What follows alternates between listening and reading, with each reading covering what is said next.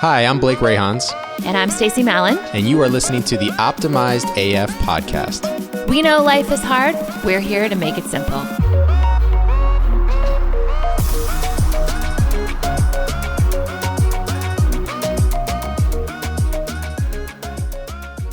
Hey there, everybody. Welcome back to the Optimized AF podcast. I am Blake Rayhans. And I'm Stacie Mallon, and we are in the throes of discussing commitment to goals, an extension of our December episodes. And today we are going to talk about pitfalls. So This is probably going to be a mini episode, slightly shorter. We want to give you some quick hitting, tangible content to walk away with today.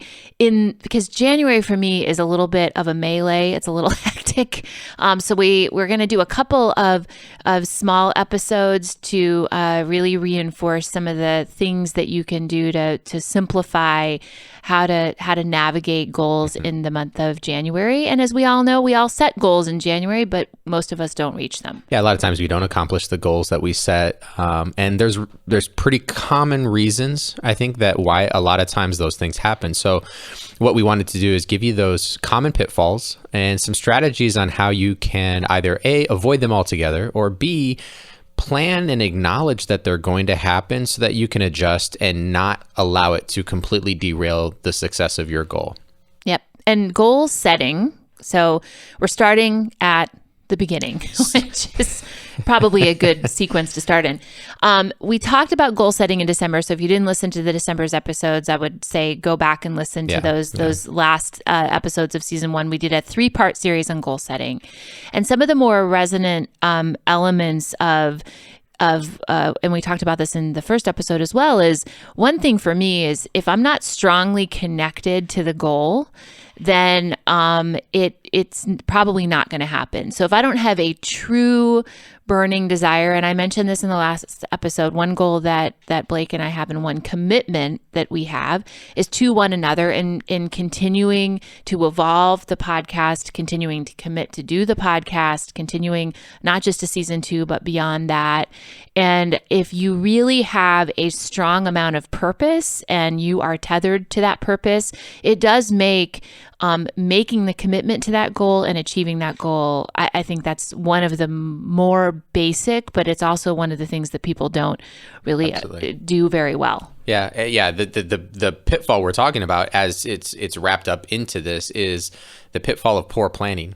You know, when you think about the most common reason goals fail or people fail at their goals is because they didn't do a good job of actually setting the goal in the first place. So that's pitfall number 1. That's numero uno. That is the big one. That's the thing that I think ends up getting in people's way the most, is that when they went to go set the goal, they didn't do the things that we all know we should do when it comes to goal setting, having a commitment, knowing why does this matter to me? What is the value I gain from this? Having a clear outcome in mind, having a defined success. What does that really look like? What does that look, taste, feel, whatever? What are my measurable milestones along the journey? How am I going to measure my success? What are the moments in time that I'm going to check in with myself on progress? What is my mechanism for accountability? So again, not going to harp on it. Go back to December's episodes. We covered a lot of this stuff. But if you do a poor job at setting your goals, you can almost inevitably, plan for not succeeding at that goal. You've created too many situations for yourself to fail. It's going to be far too easy to fail and far harder to succeed. I want to use this example, and as I've launched wellness campaigns across many, many organizations, this is where I've had people to start many times, and I've had a lot of success in getting people to kind of wrap their head around this concept. And that is, as Blake takes a drink of water, is drinking water. So I want to break what we're talking today down for you in one simple example. So everyone knows logically drinking more water is better for our bodies. It hydrates our bodies. It helps our minds function at a better level. Usually people start to make the connection on the days that they drink more water and hydrate, they feel better. So logically we understand it.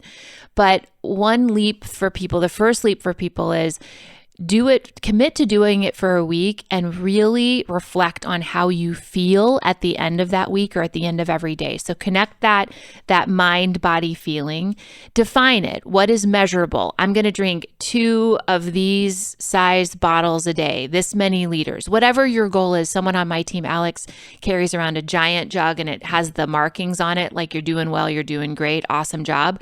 That works for her. Whatever works for you. If you're a sippy cup kind of person, use a sippy cup. I have a Gatorade bottle that is like my whoopee. I bring it everywhere. It's what I drink when I'm on my cycle. And it does help me drink more water to have. So it seems like such a silly thing, but to talk about planning, right? I know if I use that for my workout, I consume far more water because it's easier to drink out of it. I don't have to unscrew the top. Very simple. And then what's my accountability, right? And so be accountable to yourself or someone else, or speak it to the world, put it out on social media. This is where we've talked about before. Social media can be very powerful. If you say, I'm committing to this week to drinking this much water and every day I'm going to post my progress. That's accountability. And social media can be very powerful. And then maybe other people say, hey, I want to join you in that. And I'm also going to report how I'm feeling on social media. Feel better today. I did get to my goal, whatever. So using that example, I think planning and connecting the why, the accountability, having it be measurable, all those things that we talked about in December, start that right away and choose something that is simple to do. And we encourage you to do that in December, but if you didn't, start now. The second pitfall that goes right along with that is identify quick wins. And so that's why I wanted to identify an example like drinking water. When you set the goal, set some mini goals or mini milestones for quick wins. Yeah. Well, that's it. We always keep the end in mind. We start with the big objective that we want to accomplish. Mount Everest. I want to reach the top. Okay. Well, what about base camp? Just to show up at base camp with all the gear and equipment that you need for that trek is a success. That is a very important milestone along the way. And those should be celebrated. And so when you set up these goals, you look at how you've crafted it out. You look at the end state, the objective. How do you define success? And then you work your way back. You start building out milestones. Make sure that one of those milestones is very quick, very easy to attain, very valuable, but something that you can celebrate that doesn't take 30, 60, 90, the whole year to get to the achievement of that. You have to be able to celebrate along the way. My recommendation is that you set something that is in relation to the time frame that you want to accomplish the goal. Is you should set something that's within the first 10% of whatever that time frame is. If it's a year-long goal, well, within the first month and a half, you should have a very clear milestone of success that you can celebrate the crap out of. Yep. And I think it's that celebration. And I would say this in being in startup companies, and Blake will know what I'm saying here because we were at an organization that didn't do this well. And that is celebrating those successes inside of your organization. So if you translate this into corporate goal setting, identifying quick wins for your team as well. So as I set goals out for my team at UTI, one thing that we identified very early on is what is the low-hanging fruit that were not just quick wins for the team, but quick wins for the business. How can we identify those things as part of our goal setting process and create mini milestones? Because even to get to Base Camp 1, if you've ever read Into Thin Air or any of the books about Mount Everest, it is a freaking accomplishment to get to Base Camp 1. It is a journey of years to get there. And so be mindful of that part of your process, because I think it's something that we often skip over, and commit. Again, going back to commitment to episode 1, we discussed this, commit even to those small milestones. Yep. So pitfall number 3, very, very common, is how do you navigate hiccups, failures, mini failures, obstacles, hurdles, whatever it is.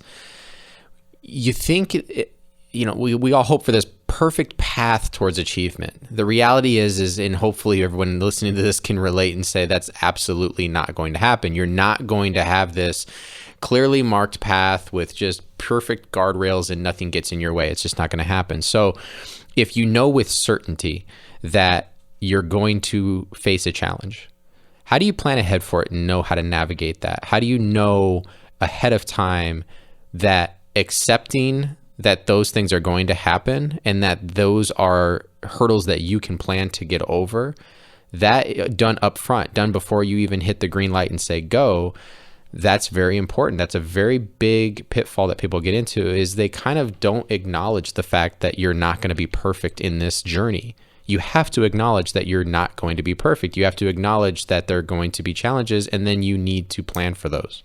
Food is the one that comes to mind the most obvious. Great example. Because we all do this during the holidays. Even though there's little ears in the room, I'll say this: you chuck it in the fuck it bucket sometimes. So you just say to yourself, this is like the internal processing of what happens for me personally. You know, you are going to go, you eat pretty well in the morning, maybe pretty well even at lunchtime, depending on your schedule. And then this happened to James and I several times. We're busy.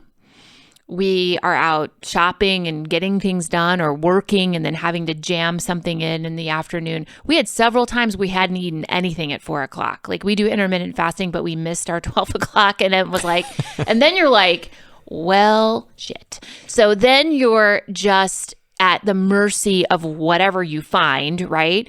And then it's Friday, and then you mentally say to yourself, well, it's the weekend, yep. So there I go, right? And I'm totally outing both of us here. But I would say that it's I took a step back from that a few days ago, and I said, what is the psychology behind that? And I think it is not being prepared for the fact that you're going to, and giving yourself permission in those moments, but also saying, okay, I'm giving myself grace and permission to step off the track for this one moment, but it is not permission to completely deviate for the next 2 to 3 days. And I think that's the trick, is bumping back to center, like having the guardrails. I think too, one thing, I was preparing for a half marathon. I started having some pain in kind of mid-December. But what I said to myself is, I'm going to take 3 days to do my bike instead. So I gave myself the permission to say, I'm not sure what's going on. I'm not going to not move. Right? I'm going to bump myself back to center. I took a day off, right? 2 days off maybe. And then I said, I'm going to bump myself back to center, and I'm going to still continue to move, because that's what I know is the most important thing, and then reevaluate and get back on track if I can. And I think, again, it's that mindset and thought process. But I think for most people, again, I mention this all the time in teaching fitness and rolling out wellness programs and working with Blake, and I have worked with organizations on corporate goals. This even happens inside of organizations. There's a derail of a project, and then it's like it falls off the cliff, and then everybody sort of makes reasons, and there's rationale as to why that's no longer a critical goal. This happened in 2020, like I'm sure in every organization. So the question is, if you can't get to that goal, do you revise the goal? Do you stay committed? What's the bump back to center? Yeah. No, I think the thing that you said in there is, there's a necessity for you to plan contingencies that give yourself a way to not be completely thrown off the game, right? Preparing for a marathon, obviously you're practicing and training with the running, the technique, the putting the shoes on, hitting the pavement. But there's a contingency in place of saying, but I know that I'm going to reach certain hurdles where I might get a little bit of, achilles tendonitis or plantar fasciitis, or I might just get some tenderness somewhere, and I might not be able to run.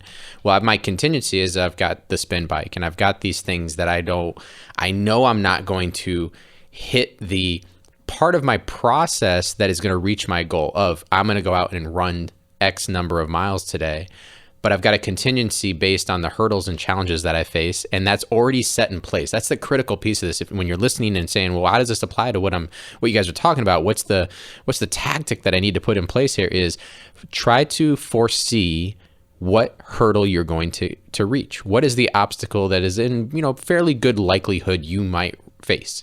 And then plan for when that comes. Hopefully it doesn't, but the reality is it probably will. But when it comes, what is immediately the thing you're going to already default to doing? When you don't have that, you think about fast forwarding into when you're then faced with the obstacle, and then you have to decide, well, now what do I do?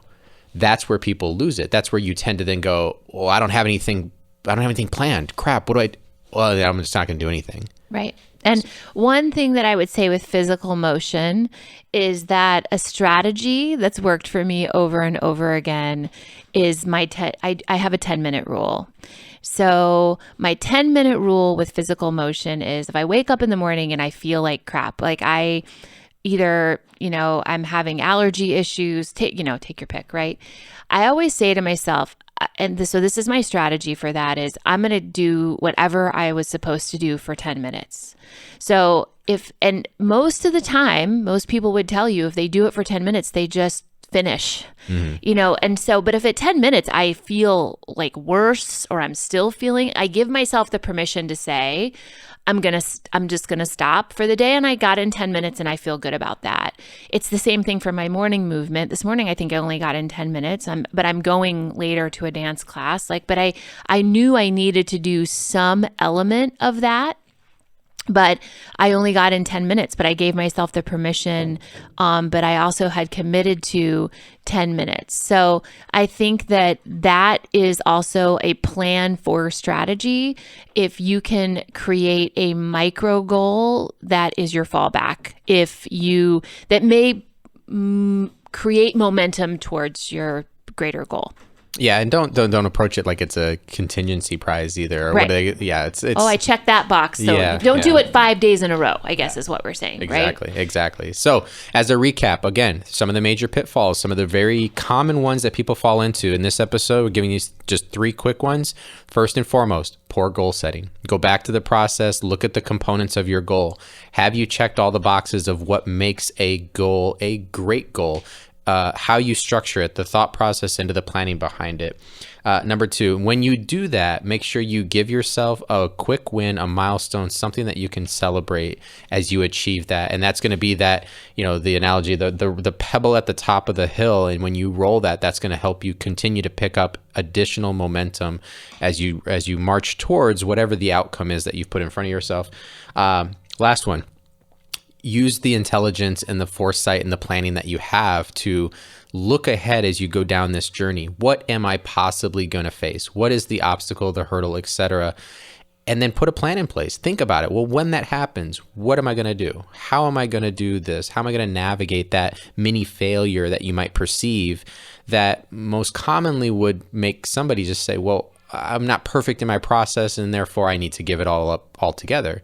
We don't want you to do that. We want you to be able to push past that imperfection, which of course is the reality of how we're going to attack these goals, and be able to very quickly find a way to get through those. So those are 3 of the most common that we wanted to give you guys with some, hopefully, tactics on how to avoid them altogether, hopefully, or some of them are not avoidable. So you just have to plan for how you're going to get through them. Yep. And we have 3 more pitfalls we want to share with you that we're going to share with you on the next episode.